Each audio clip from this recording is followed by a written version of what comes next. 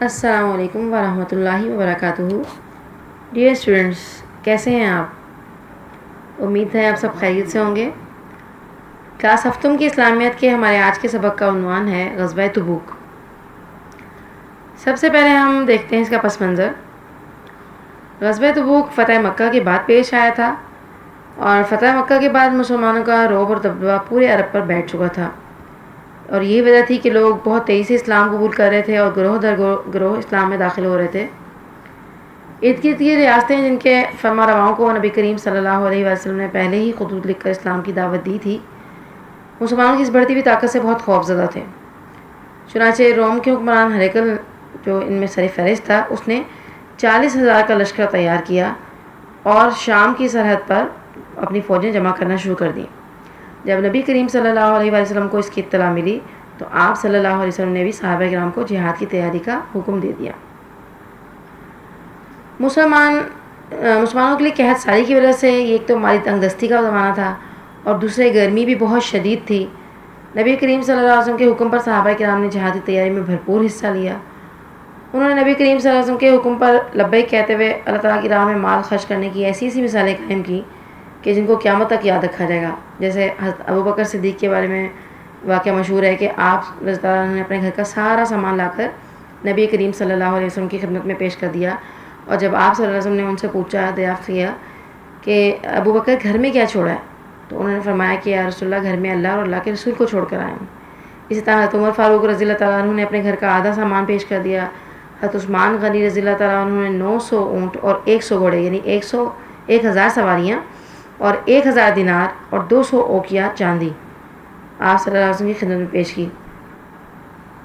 اس طرح بعض صحابہ جن کی مالی حیثیت اتنی مضبوط نہیں تھی، انہوں نے بھی اپنی حیثیت کے مطابق جہاد میں حصہ لیا اور صدقات پیش کیے۔ جیسے کہ حضرت ابو مسعود فرماتے ہیں کہ ہم مزدوری کیا کرتے تھے اور اسی میں سے صدقہ کیا کرتے تھے۔ ایک صحابی ابو عقیل انصاری جو ہیں، انہوں نے مزدوری کر کے جو کچھ حاصل کیا اس میں 2 سیر کھجوریں تھیں، وہ انہوں نے صدقہ کیں۔ اسی طرح ایک اور صحابی نے بھی اس سے تھوڑا سا زیادہ صدقہ کیا، تو اس پہ بھی منافقین نے ان کا بہت مذاق اڑایا کہ اتنی تھوڑی سی چیز کی اللہ تعالیٰ کو بھلا کیا حاجت ہے۔ بہرحال تمام صحابہ نے اپنی حیثیت کے مطابق کوشش بڑھ چڑھ کر حصہ لیا، اور بعض صحابہ کرام جو تھے وہ اس قدر بے سر و سامان تھے کہ وہ جہادی تیاری میں حصہ نہ لے سکے۔ انہوں نے اپنی جانیں آپ صلی اللہ علیہ وسلم کے سامنے ان کی بارگاہ رسالت میں پیش کرتے ہوئے ان سے گزارش کی کہ انہیں بھی جہاد فی سبیل اللہ میں ساتھ لے جایا جائے۔ آپ صلی اللہ علیہ وسلم نے سواریوں کی کمی کی وجہ سے انہیں مدینہ منورہ میں ہی ٹھہرنے کا حکم دیا۔ تو بعض صحابہ تو ایسے تھے جن کی معذوری ظاہر تھی، جیسے کہ وہ نابینا تھے یا بیمار تھے یا معذور تھے، ان کا عذر تو کھلا ہوا تھا۔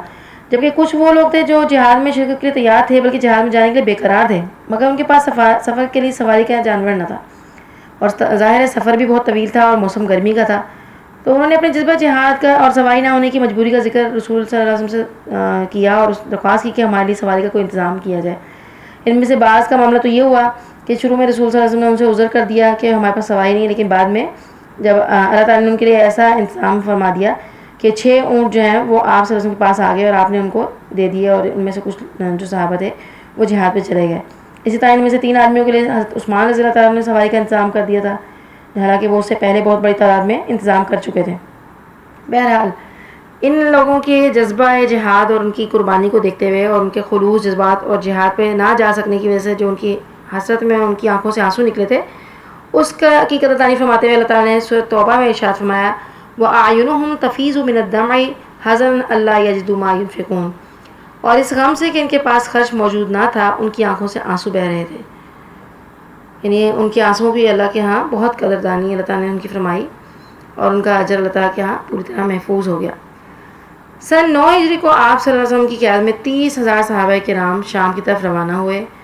آپ صلی اللہ علیہ وسلم کی زندگی میں یہ مسلمان مجاہدین کی سب سے بڑی تعداد تھی جو کہ کسی جہاد کے لیے روانہ ہوئی تھی۔ ان میں سے 10,000 صحابہ جو تھے وہ سوار تھے، اور سواریوں کی کمی کی وجہ سے صحابہ کرام جو ہیں انہوں نے باریاں مقرر کر رکھی تھی، باری باری سواری کیا کرتے تھے، اور 18 آدمیوں کے لیے صرف 1 اونٹ تھا، اور اس کے باوجود بھی بعض صحابہ کرام نے یہ طویل سفر جو ہے وہ پیدل ہی طے کیا۔ مسلمانوں نے 805 کلومیٹر کا یہ فاصلہ انتہائی استقامت، صبر اور حوصلے اور جمع مردی سے طے کیا۔ سفر کی تمام تر تکالیف کو بہت ہمت سے برداشت کیا، اور سامان کی کمی، گرمی کی شدت اور سفر کی تکلیف کی وجہ سے اس لشکر کو جیش الاسرا یعنی تنگی کا لشکر کہا جاتا ہے۔ آج ہم یہیں تک سبق اپنا پڑھیں گے اور اب اس کے بعد ہم مشقی سوالات دیکھ لیتے ہیں۔ سب سے پہلے ہے سوال نمبر 1، تفصیلی جواب لکھیں۔ اس میں سوال نمبر 1 ہے، جز الف ہے، غزوہ تبوک کیوں پیش آیا؟ اس میں آپ اس کا پس منظر لکھیں گے کہ کیا وجوہات تھیں جس کی وجہ سے غزوہ تبوک پیش آیا، اور ہریکل نے جو تیاری کی تھی وہ سب اس میں آپ ذکر کریں گے۔ جز ب ہے، غزوہ تبوک کے موقع پر صحابہ کرام رضی اللہ تعالی عنہم نے کس طرح مالی مدد کی؟ یہ بھی آپ اس میں پڑھ چکے ہیں ابھی۔ جز جیم ہے، مدینہ منورہ سے تبوک تک کا سفر کیسا تھا؟ یہ آخری پیراگراف جو ابھی ہم نے پڑھا ہے اس میں اس کا جواب موجود ہے، آپ لوگ اس میں سے لکھ لیں۔ سوال نمبر 2 ہے، مختصر جواب دیں۔